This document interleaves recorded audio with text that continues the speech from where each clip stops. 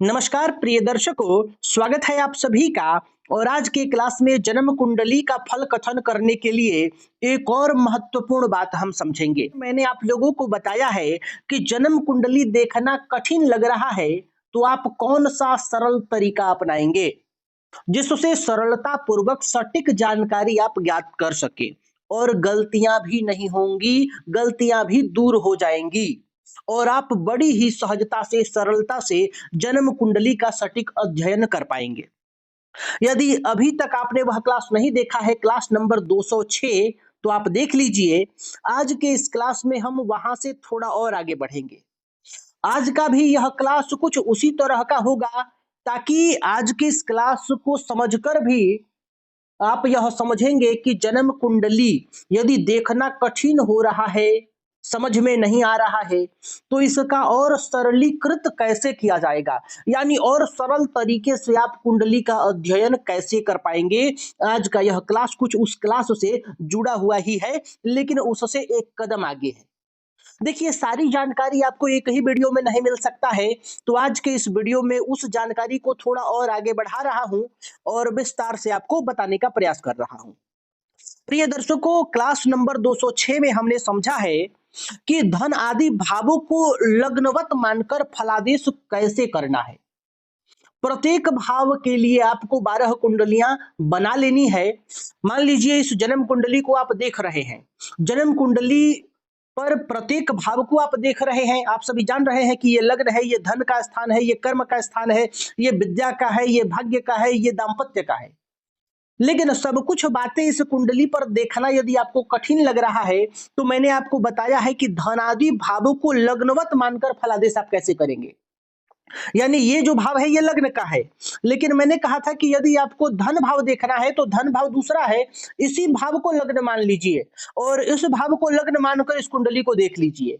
यदि आपको कठिन लग रहा है तो एक अलग कुंडली बनाइए और इस भाव में जो राशि है उस राशि को लग्न में लिखकर आप एक कुंडली बना लीजिए और इस कुंडली का अध्ययन कर लीजिए। लग्न के बाद जो ये दूसरा भाव है धन का, ये धन की कुंडली हो जाएगी और धन से संबंधित बातें इस कुंडली पर आप बड़ी सरलता से समझ जाएंगे। यदि आपको भी ये बातें समझ में नहीं आ रही है तो आप क्लास नंबर 206 देख लीजिए, समझ में आ जाएगा। अब आप इससे एक कदम आगे समझिए। प्रिय दर्शकों, ये तो भावानुसार फल हो गया कि धन आदि जो भी भाव है, 12 भाव है, इनको आप लग्न मानकर फल करिए। देखिए, जन्म कुंडली का लग्न तो यही है, लेकिन प्रत्येक भाव का फल ज्ञात करने के लिए आप उसी भाव को लग्न बना लीजिए। अब आइए उससे एक कदम आगे और ये बढ़ते हैं कि जन्म कुंडली में ग्रहों का फल कैसे ज्ञात करेंगे। ग्रहों से जो फल ज्ञात होता है उसके आधार पर कुंडली का निर्माण करके आप फल ज्ञात करेंगे।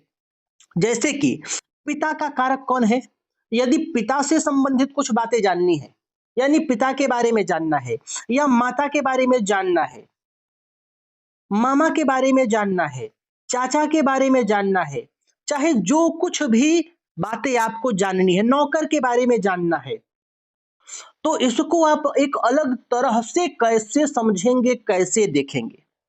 तो आप लोगों को मैंने बताया है कि पिता का कारक कौन है, तो सूर्य है। तो अब आप कुंडली में सूर्य को देखेंगे कि सूर्य कहाँ है, किस प्रकार से है, किस राशि में है। तमाम तरह की स्थितियां जो जन्म कुंडली जैसे देखी जाती है वैसे आप जन्म कुंडली पर देखेंगे, लेकिन इस सूर्य के हिसाब से आज मैं एक अलग तरीका आपको बताने जा रहा हूं जिससे ये बातें जानना आपके लिए और भी सरल हो जाएगा। यानी पिता से संबंधित बातें आपको जाननी है तो जन्म कुंडली पर आप अध्ययन करते हैं तो थोड़ा कठिन हो जाता है। जिन लोगों का अभ्यास है, जो लोग सीख रहे हैं, उनके लिए कठिन होगा। जिनका अभ्यास है, जो ज्योतिष जानते हैं, ज्योतिषी हैं, उनके लिए कठिन नहीं होगा। लेकिन जो लोग सीख रहे हैं उनके लिए आज का यह क्लास बहुत ही सरल और सुगम हो जाएगा, आसान बना देगा इस विषय को। और जो लोग जानते हैं, ज्योतिषी हैं, सीख रहे हैं, सीख चुके हैं, उनके लिए भी यह एक ज्ञानवर्धक क्लास जरूर होगा। माता का कारक चंद्रमा है, आप सभी जानते हैं, तो यहां मैं आपको कारक ग्रहों के बारे में नहीं बताऊंगा। अब आप यह समझ रहे हैं कि पिता का कारक सूर्य है, तो पिता से संबंधित बातें जानने के लिए जन्म कुंडली में सूर्य को देखेंगे और जन्म कुंडली का अध्ययन करके पिता से संबंधित बातें आप बता लेंगे, ज्ञात कर लेंगे। लेकिन अब आपको इसको सरल करने के लिए आपको क्या करना है, तो एक कुंडली का निर्माण कर लेना है। इस जन्म कुंडली के अलावा इस कुंडली का अध्ययन कैसे करेंगे? तो आप देखिए कि जन्म कुंडली में सूर्य किस राशि में है और उस राशि को आप यहाँ लग्न में लिख लीजिए। ये जो आप अलग एक कुंडली बनाए हैं, जैसे मान लीजिए यहाँ एक उदाहरण के लिए मैं कुंडली बना रहा हूं। चलिए सिंह लग्न की कुंडली बना लेता हूं। उदाहरण के लिए आपको बता रहा हूं, यहाँ इस विषय को आप समझिए, बड़ा ही सरल हो जाएगा आपके लिए। अब मान लीजिए कि इस कुंडली में सूर्य बैठे हैं यहाँ 2 नंबर की राशि में, दशम भाव में। यहां से भी आप सूर्य की स्थिति, सूर्य किस भाव के मालिक हो रहे हैं, सूर्य की क्या स्थिति है, क्या अवस्था है, क्या बलाबल है, कैसी इनकी क्षमता है, ये सब बातें जो है आप देखकर पिता से संबंधित बातें आप ज्ञात कर लेंगे। लेकिन इसको और सरल करने के लिए आप क्या करेंगे कि सूर्य जिस राशि में है उस राशि को आप इस कुंडली का लग्न बना लेंगे। 2 यहां हो गया, तो 3 4 5 6 7 8 9 10 11 12 1 सारी राशियां यहां आपने लिख दिया। इसके बाद जन्म कुंडली में जो ग्रह जिस राशि में बैठे हैं वैसे ही यहां बैठा लीजिए। तो सूर्य 2 नंबर की ही राशि पे होंगे, जो राशि आपने यहां लग्न में लिखा है। बाकी सभी ग्रह जिस भी राशि में हो वहां आप बैठा लीजिए और इस कुंडली का आप अध्ययन कर लीजिए। जिस तरह से इस कुंडली का आप अध्ययन करते हैं उसी तरह से इस कुंडली का अध्ययन करिए। यानी सूर्य जिस राशि में बैठे हैं इस स्थान से, यानी प्रथम स्थान से क्या पता चलेगा, तो पिता के स्वरूप और स्वभाव आदि के बारे में जानकारियां मिलेंगी। अब देखिए जन्म कुंडली का जो दूसरा भाव है ये किस चीज का है, तो धन का है। तो सूर्य अधिष्ठित राशि से दूसरे स्थान से पिता का संपत्ति, धन आदि के बारे में जानकारी आपको मिल जाएगी। तो इस कुंडली पर जैसे ही आप दूसरा भाव देखेंगे जहां मिथुन राशि लिखी हुई है, इस स्थिति को देखकर पिता के धन संपदा के बारे में आपको जानकारी मिल जाएगी। क्यों? क्योंकि यहां से दूसरा भाव किस चीज का है, धन का है। तो सूर्य से दूसरा भाव पिता का धन हो जाएगा। अब यहां अगर आप देखेंगे जन्म कुंडली पर तो सूर्य यहां है, तो पिता के धन के लिए आपको ये भाव देखना होगा। तो इसको लग्न बना लीजिए तो और सरल हो जाएगा। अब धन के लिए आप इस भाव को देख लेंगे। अब यहां मैं आपको एक और बात बता दूं कि मैंने कहा सूर्य अधिष्ठित राशि, पीछे के क्लासों में मैंने आपको बताया है ग्रह अधिष्ठित राशि क्या होता है। सूर्य अधिष्ठित का मतलब हो गया कि सूर्य किस राशि पर बैठा है, अधिष्ठित का मतलब हुआ बैठना। सूर्य अधिष्ठित राशि से दूसरा स्थान, यानी सूर्य 2 नंबर की राशि पर बैठा है तो 2 नंबर की राशि से अगला स्थान यानी मिथुन राशि। तो इस जन्म कुंडली पर आपको पिता के धन के लिए इस भाव को देखना पड़ेगा। तो जो लोग नया सीख रहे हैं, अभी अभी ज्योतिष सीखना शुरू किए हैं, उनके लिए थोड़ा मन में कंफ्यूजन हो जाएगा कि ये जो 11वां भाव है ये तो आमदनी का है और यहां से हम धन का विचार कर रहे हैं, तो धन का विचार कैसे करेंगे। इसलिए जब आप ये कुंडली बनाएंगे तो आपके लिए आसान हो जाएगा कि ये दूसरा स्थान धन का है और सूर्य से दूसरा स्थान आप धन के लिए देखेंगे, पिता के धन के लिए देखेंगे, तो यहाँ आप सूत्र के हिसाब से ही सरलता पूर्वक आप समझ जाएंगे और यहाँ थोड़ा कंफ्यूजन हो जाएगा। अभी आगे मैं अभी और आपको बता रहा हूं तो समझ में आएगा कि जो नए नए सीख रहे हैं उनके लिए जन्म कुंडली पर थोड़ा कठिन हो जाएगा, कंफ्यूजन बनेगा। लेकिन जब आप इस तरह से कुंडली बना लेंगे तो सरल हो जाएगा। सूर्य के अलावा एक और उदाहरण मैं आपको दूंगा, उसको भी आप इसी प्रकार से समझिएगा। सूर्य को विस्तार से आप समझ लीजिएगा तो बाकी सभी चीजों के लिए समझ लीजिएगा, आसान हो जाएगा। अब सूर्य अधिष्ठित राशि से तीसरे स्थान से उनके भाई आदि का विचार करेंगे आप। तीसरा स्थान किस चीज का होता है, अब मैं यहाँ राशि नहीं मैं भाव की बात कर रहा हूं कि जो तीसरा भाव है ये छोटे भाई बहन का है। तो सूर्य से जो तीसरा स्थान आएगा ये वाला जब आप देखेंगे ना तो पिता के भाई आदि के बारे में आपको जानकारी मिल जाएगी। अब जन्म कुंडली पर आपको देखना होगा कि सूर्य यहाँ है तो यहाँ से तीसरा घर यानी ये वाला स्थान देखिएगा भाई बहन के लिए। किसके भाई बहन के लिए, पिता के भाई बहन के लिए। तो जो लोग नए सीख रहे हैं उनके लिए थोड़ा कंफ्यूजन हो जाएगा कि छोटे भाई बहनों का स्थान तो तीसरा है, हम 12वां भाव कैसे देखें भाई बहनों के लिए, क्योंकि 12वां तो हानि का है, व्यय का है। तो इस तरह की स्थितियां जब आप यहां बनाएंगे, सूर्य को लग्न पर यहां बैठा लेंगे, ये एक कुंडली बना लेंगे, तो सूत्र के हिसाब से समझना आपके लिए सरल हो जाएगा कि सूर्य से तीसरा स्थान यही आएगा और तीसरा स्थान किस चीज का होता है, छोटे भाई बहनों का होता है। तो सूर्य यहाँ लग्न में आ गए तो इस स्थान को आप देखिएगा तो पिता के भाई आदि के बारे में आपको जानकारी मिल जाएगा।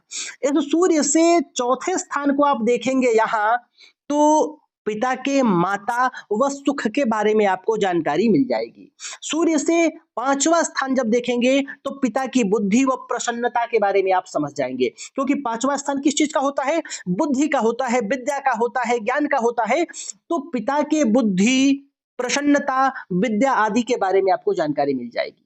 सूर्य से छठवां स्थान देखेंगे तो छठवां स्थान किस चीज का होता है? रोग, रिपु, ऋण का होता है। तो पिता की पीड़ा, शत्रु, रोग और दोष आदि के बारे में आपको जानकारी मिल जाएगी।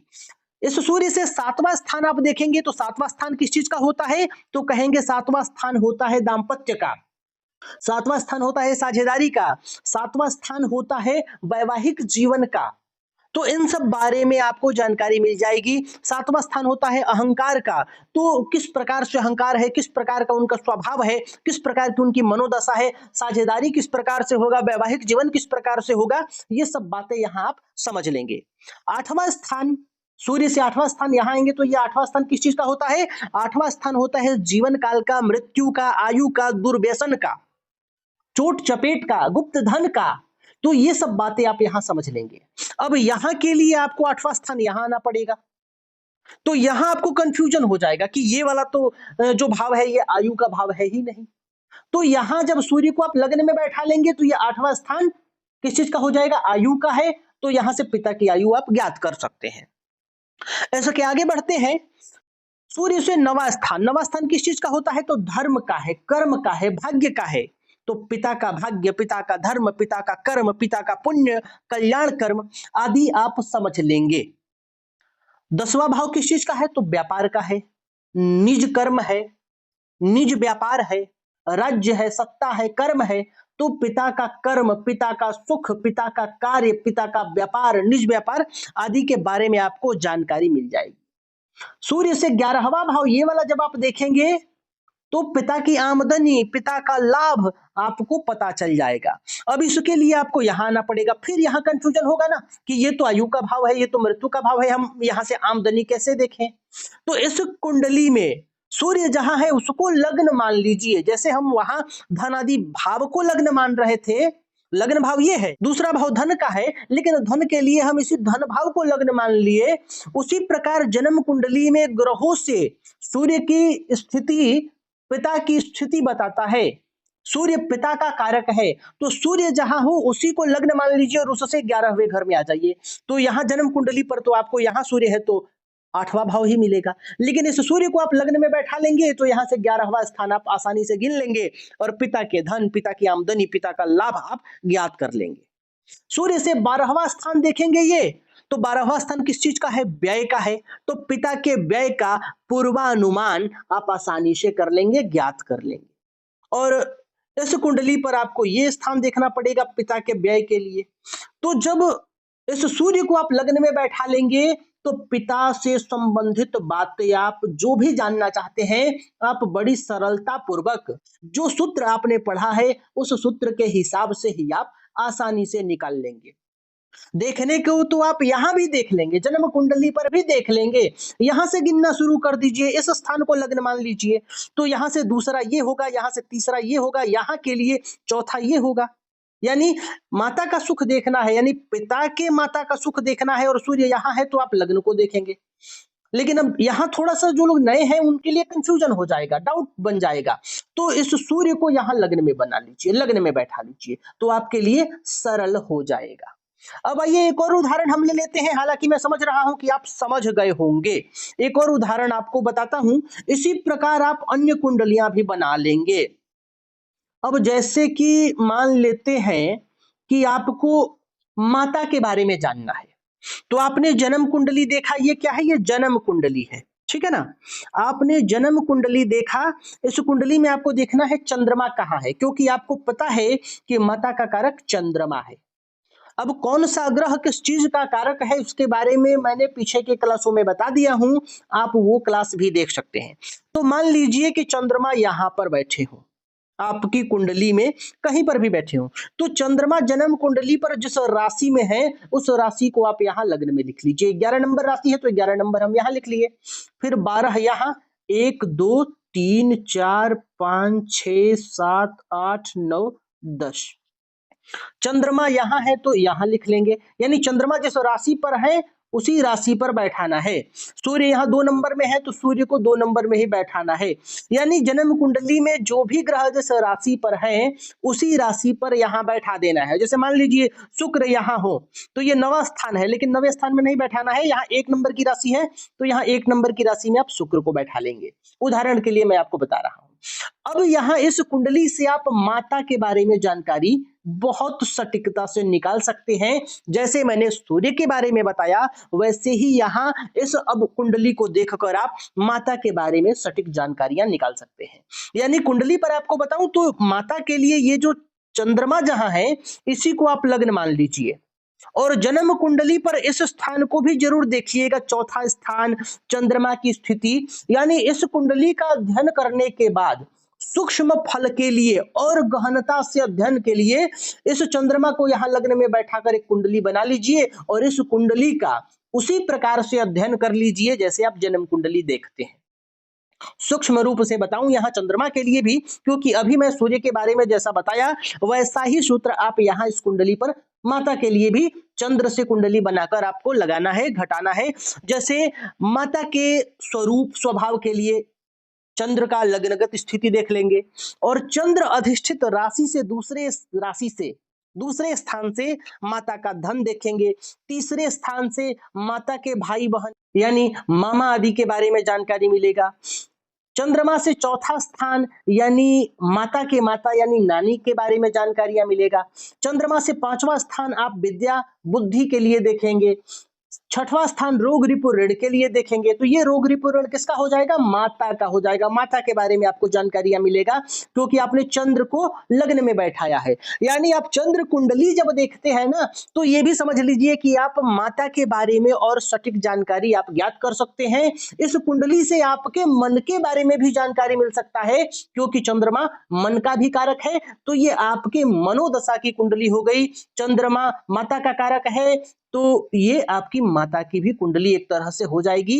यानी इस कुंडली से माता के बारे में बहुत कुछ जानकारियां मिल सकती हैं। हालांकि ये कुंडली आपकी है, अब ऐसा ना समझिएगा कि हमने ये चंद्र कुंडली बना लिया, ये आपकी माता की कुंडली हो गई। उनकी कुंडलियों में उनका ग्रह स्थितियां जो बना होगा उनका उनके जीवन पर ज्यादा प्रभाव पड़ेगा, लेकिन आप इस कुंडली से भी माता के बारे में काफी हद तक जानकारियां प्राप्त कर सकते हैं। यहां से चंद्रमा से 6वां स्थान माता के रोग आदि के बारे में आप जानकारी प्राप्त कर सकते हैं। 7वां स्थान से वैवाहिक सुख आदि के बारे में जानकारी प्राप्त कर सकते हैं। 8वें स्थान जब देखेंगे चंद्रमा से तो ये आयु मृत्यु आदि के बारे में जानकारी मिल जाएगा आपका। 9वां भाव भाग्य के लिए, 10वां स्थान कर्म के लिए, 11वां स्थान लाभ के लिए, 12वां स्थान हानि के लिए, इन सब के बारे में पूर्वानुमान आप ज्ञात कर सकते हैं। इसी प्रकार अन्य कारक के हिसाब से आप एक कुंडली बना लीजिए और उससे आप जानकारी ज्ञात कर लीजिए। जैसे कि मान लीजिए जन्म कुंडली से आपको पत्नी के बारे में जानना है तो देखिए शुक्र कहाँ है। शुक्र यहाँ 1 नंबर की राशि में है, तो आप एक कुंडली बनाइए, लग्न में 1 नंबर लिखिए और इस तरह की कुंडली बनाकर आप पत्नी के बारे में जानकारी कर लीजिए। जन्म कुंडली में बृहस्पति कहाँ है, बृहस्पति को आप लग्न बनाएंगे तो पति के बारे में जानकारी मिल जाएगा, संतान के बारे में जानकारी मिल जाएगा। यानी बृहस्पति जिस चीज के कारक हैं, बृहस्पति को लग्न बनाकर आप एक कुंडली का निर्माण कर लीजिए और बृहस्पति से जुड़ा हुआ बृहस्पति का जो कारकत्व है उसके बारे में आपको विस्तृत जानकारी मिल जाएगी, सूक्ष्म जानकारी मिल जाएगी। तो प्रिय दर्शकों, मैं उम्मीद कर रहा हूं कि आज का यह क्लास आप समझे होंगे। यदि कहीं कुछ समझ में नहीं आ रहा है तो आप वीडियो के कमेंट बॉक्स में अपना प्रश्न रख सकते हैं। और मैं आप लोगों से कहना चाहूंगा कि एस्ट्रो क्लासेस पर यदि आप ज्योतिष सीख रहे हैं, ज्योतिष में जिज्ञासा है, तो एस्ट्रो क्लासेस का प्रत्येक क्लास क्रम से देखिए ताकि आपको स्टेप बाय स्टेप समझ में आ जाए। आपको विश्वास दिलाना चाहता हूं, आपको बताना चाहता हूं कि यहाँ इस एस्ट्रो क्लासेस पर आपको वो सब जानकारियां दूंगा जो आप मुझे लगता है कि YouTube पर अभी तक आपको नहीं मिलेगा, या YouTube पर इतनी गहनता से सूक्ष्मता से बहुत लोग नहीं बताते हैं। तो मैं आपको एकदम सरल तरीके से गूढ़ विषय को मैं एकदम सरल तरीके से स्पष्ट रूप से आपके समक्ष में समुचित जानकारी रखने वाला हूं, ताकि ज्योतिष शास्त्र में आपकी रुचि भी बढ़े और किसी भी प्रकार से आपके साथ ठग न हो, फ्रॉड न हो, कोई आपको बेवकूफ न बना सके। तो आप इस जानकारी को हर एक ज्योतिष प्रेमियों तक पहुंचाइए, अपने इष्ट मित्र रिश्तेदारों तक पहुंचाइए, ताकि उनके मन में भी ज्योतिष के प्रति जिज्ञासा जगे, ज्योतिष को वो समझें और भविष्य में होने वाले ठग फ्रॉड आदि से वह भी बच सकें। और यदि ज्योतिष सीखना चाहें तो उनके लिए तो यह सुनहरा मौका है। Step by step, class by class आप ज्योतिष की ये क्लासें देखें, तो मुझे विश्वास है कि ज्योतिष आप अवश्य सीख जाएंगे, ज्योतिष में आपकी जिज्ञासा जग जाएगी। और जब ज्योतिष को आप समझने लगेंगे तो यह वेद का नेत्र है आपका। अगर आप दूसरों को नहीं बताएंगे तो आपका जीवन तो संवरने लगेगा, आपका जीवन सुधरने लगेगा, क्योंकि यह नेत्र है। आप अपने जीवन में आगे की अनुमान, भविष्य में क्या होने वाला है, वर्तमान में हमें क्या करना चाहिए, क्या नहीं करना चाहिए, कैसे करना चाहिए, यह आप समझने लगेंगे तो आपका जीवन तो सुगम अवश्य ही हो जाएगा। दूसरों को यदि आप बताएंगे तो ये और भी अच्छी बात है। तो प्रिय दर्शकों, आज के लिए बस इतना ही। तब तक के लिए हमें अनुमति दीजिए। नमस्कार।